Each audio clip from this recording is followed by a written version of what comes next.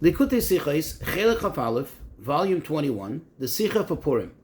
This Sicha is a fantastic insight into the story of Haman encountering Mordechai, and then Mordechai asking the three children who are coming from school what they studied that day. We'll also get a very interesting insight and appreciation for how this is key in the story, in the miracle of Purim, and also a better understanding of the three verses which we recite every day in the conclusion of the Aleinu of our davening 3 times a day at least. We'll get to appreciate it at a deeper level.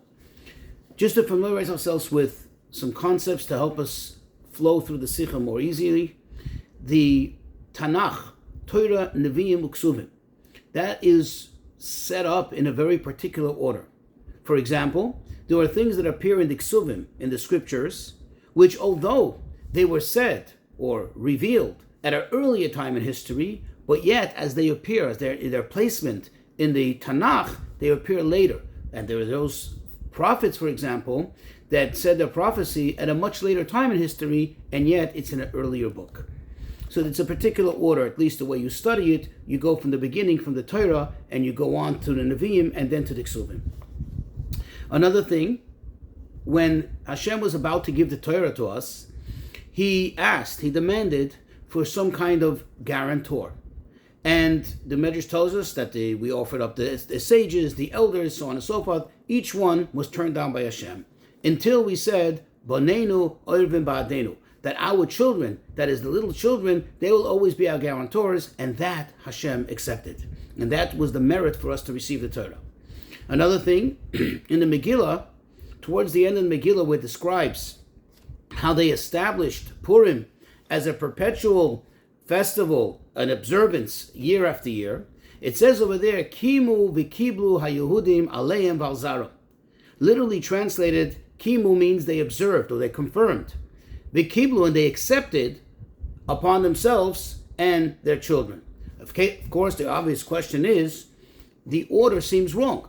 First it should say Kiblu, and then it should say Kimu. First you Mekabel. First, it seems the proper order would be that first you accept upon yourself, and then you confirm it, or then you observe it. So the sages tell us that this is hinting to the fact that now, meaning after experiencing the story of Purim, the Jews actually fully confirmed and fully observed that which they have already accepted. When? Way back then, when Hashem gave them the Torah. That means this was the completion, this was the confirmation from Matan Torah. So Kimu v'kiblu, that they were Mekayim, they now observed / confirmed Mashe Kiblu Kfar, what they already have accepted upon themselves in the past.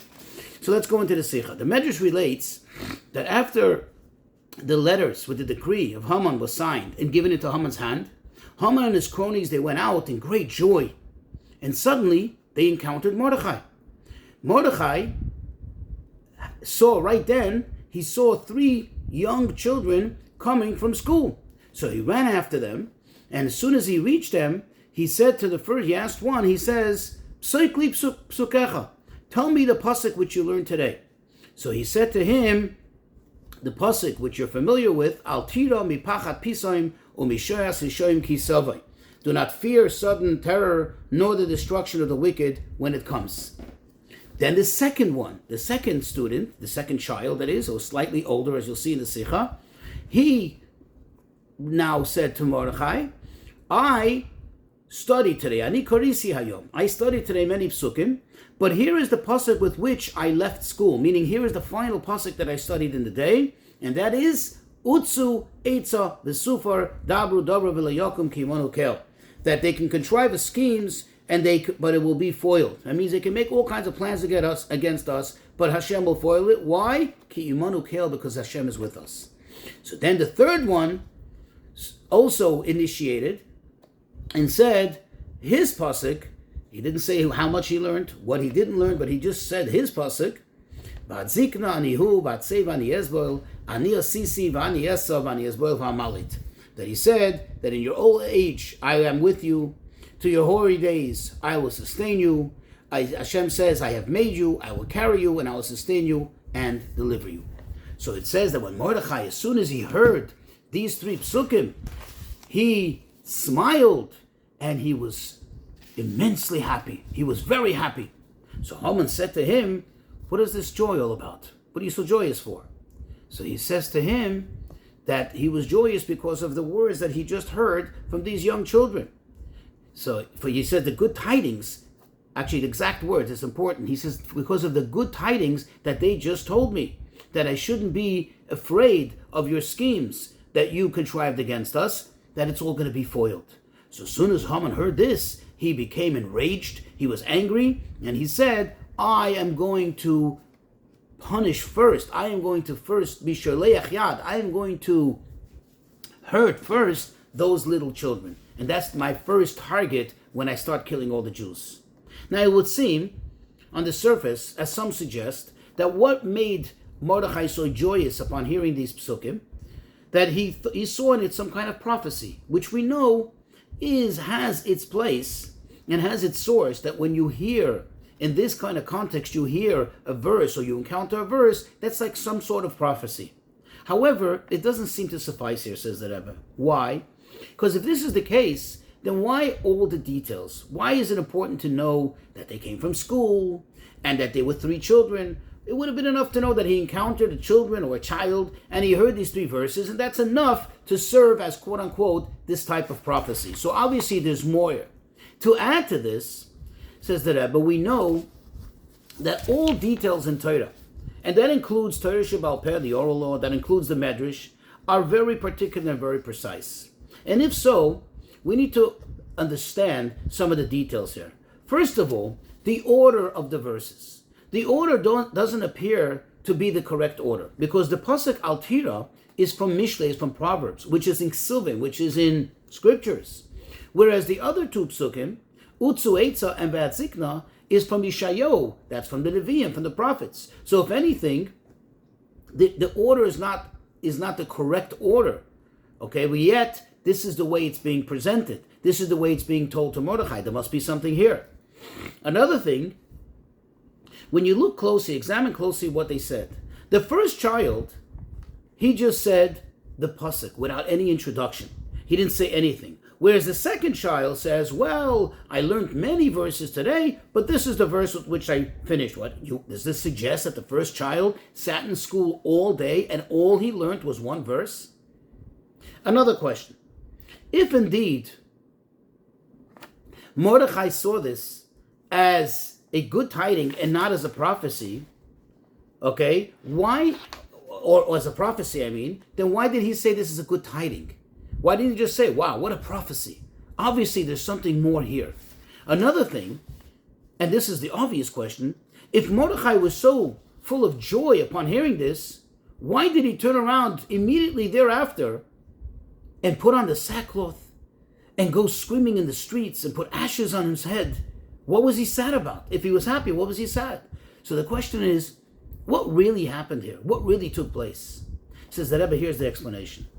You see, the decree was, as it says in the Megillah, to annihilate, totally kill and annihilate each and every single Jew from young to old. Now let's look at the Megillah, at the sources, exactly what took place here and why.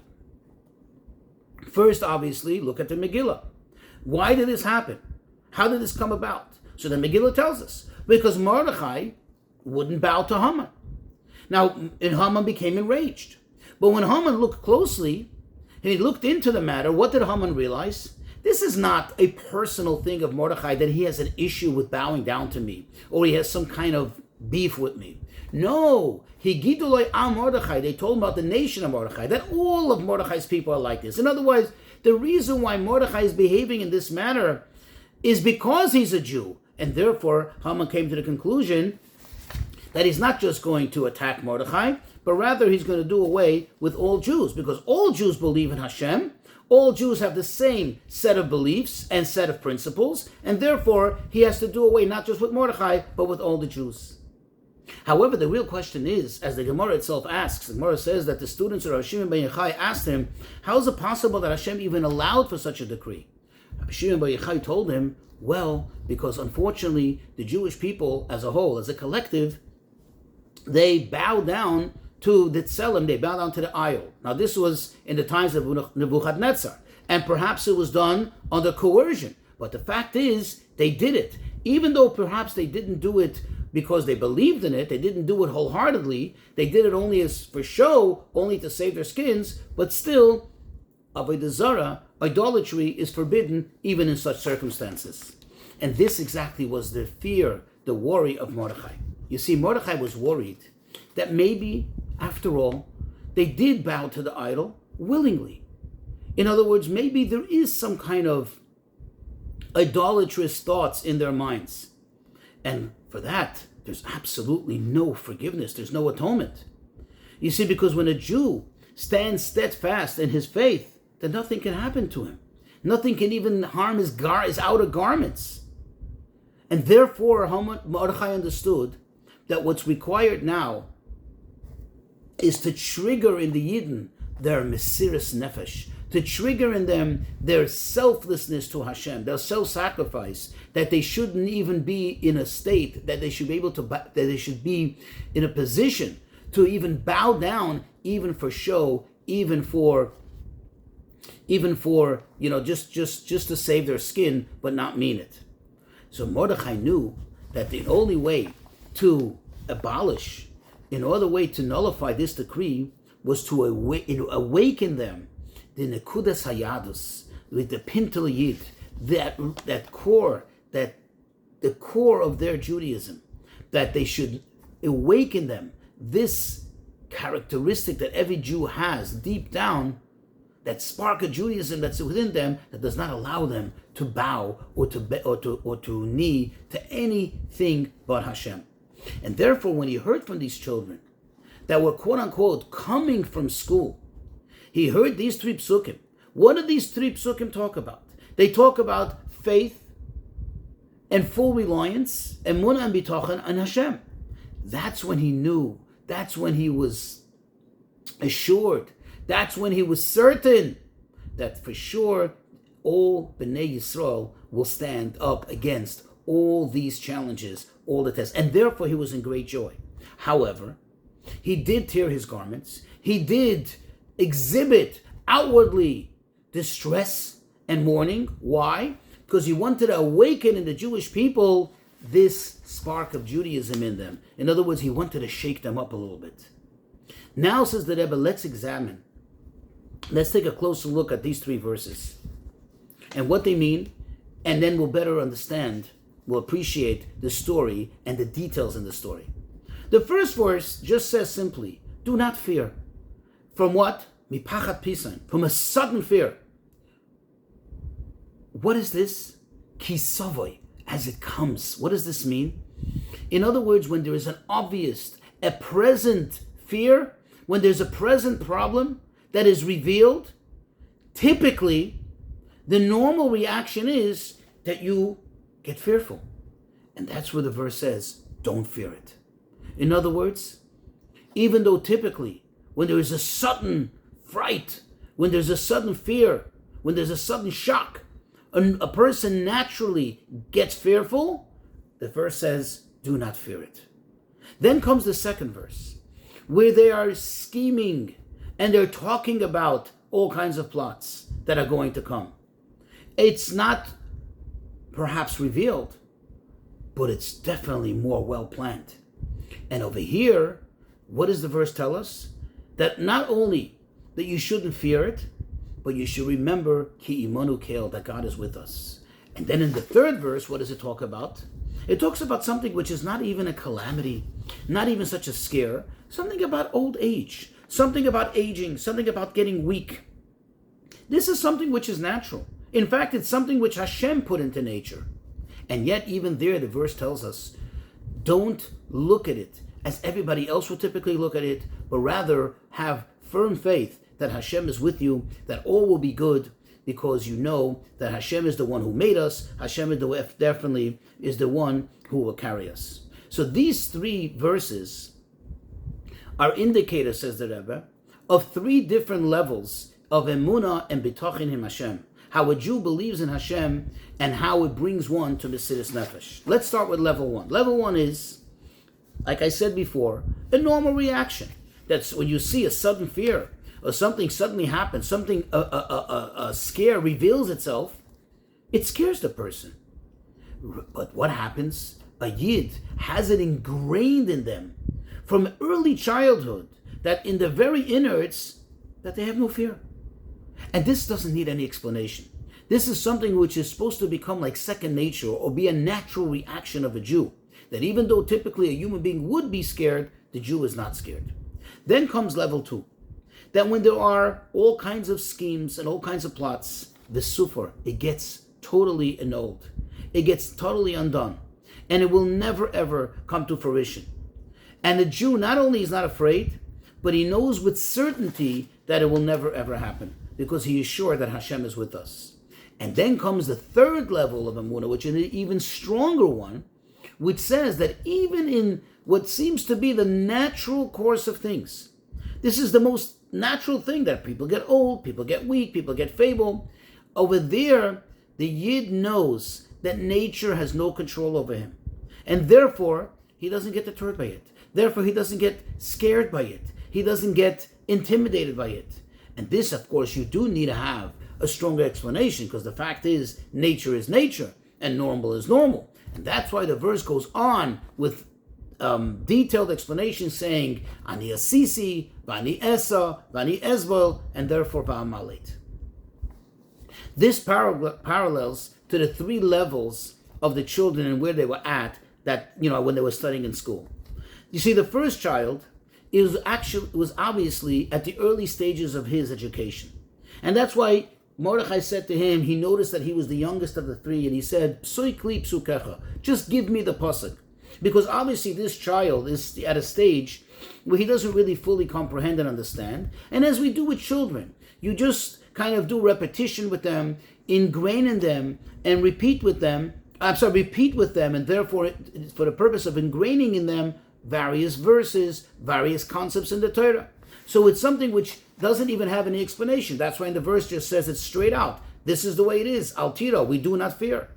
Then comes the child which is a little older. Once a child gets older, a little more sophisticated, a little more capable of understanding. And as is evident in his words, he says, yes, Ani Korisi, I studied today. I studied many different verses today. But this is the verse with which I ended. Meaning, he reads away on his own, he understands, and therefore you need to teach him a little deeper. You need to already give him some flavor, some understanding, some appreciation, why this is, how this is. And therefore the verse that he left off with, and that he's sharing with Mordechai, finishes off with an explanation. Ki imanu kel, because God is with us.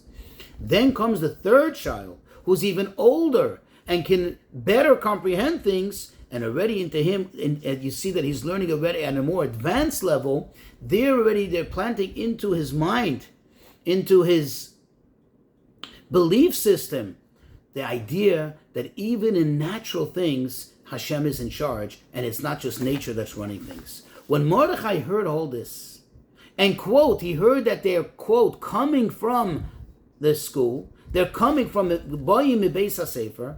What does this mean?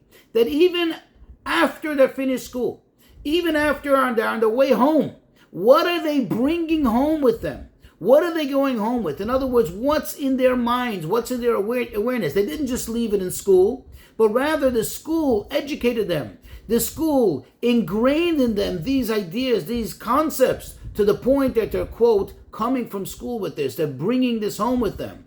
That's why he rejoiced. That's why he became so excited, because he understood that the spark of Judaism is there, and it's holy there. It's there b'shleimus. And now we can have a better appreciation, says the Rebbe, of what the Megillah, what the Gemara tells us about the Megillah, that the story of Purim is very much tied in, hand in hand, with Matan Torah, with the giving of the Torah. In fact, as we explained in the introduction, this was the completion of Matan Torah. Now we can see the connection. Number one, just like by Matan Torah, as we explained in the introduction, what was the key factor in us receiving the Torah? It was the children. It was the guarantee of the children.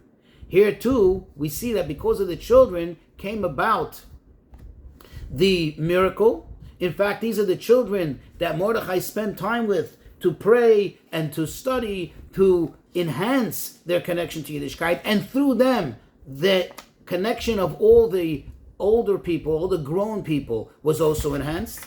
And then another thing, by Matan Torah, there was Mesiras Nefesh. The Jews gave themselves over wholeheartedly, selflessly, as they said, Nasa and Ishma. The difference between then and now is that by Matan Torah, it was only Bikoyach, it was only more in potential. But over here, it was played out in actuality. And another thing, that by Matan Torah, it was the fathers, that is the parents, the elders, who said that their children are their guarantors. Whereas in the story of Purim, in actuality as it played out, it's the children who actually affected the elders, affected the parents. Says the Rebbe, from here comes the directive for all generations. When you want to know what's the true state of Judaism, of Am Yisrael, you have to look at the children who, quote, are coming from school.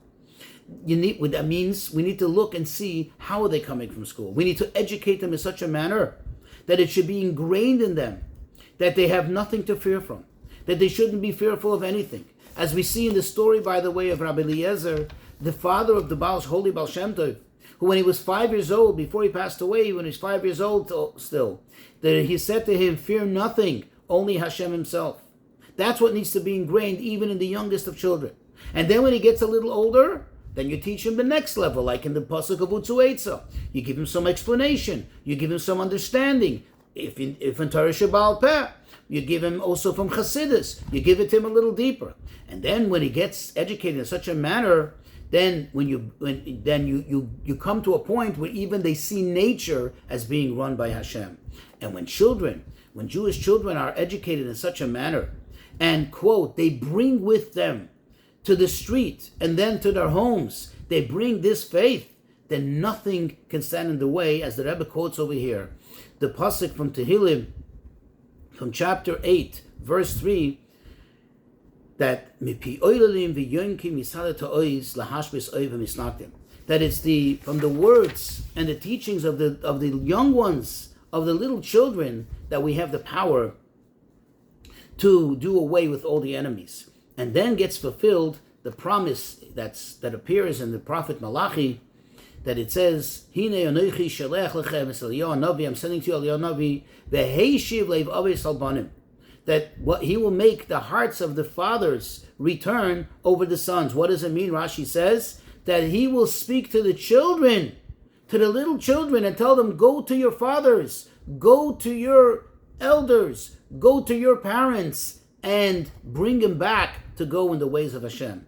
And of course, mismach geula legeula, as the Gemara says, you always conjoin one redemption to another. This redemption, this idea of redemption, should bring us to the ultimate redemption of Mashiach Tzidkenu.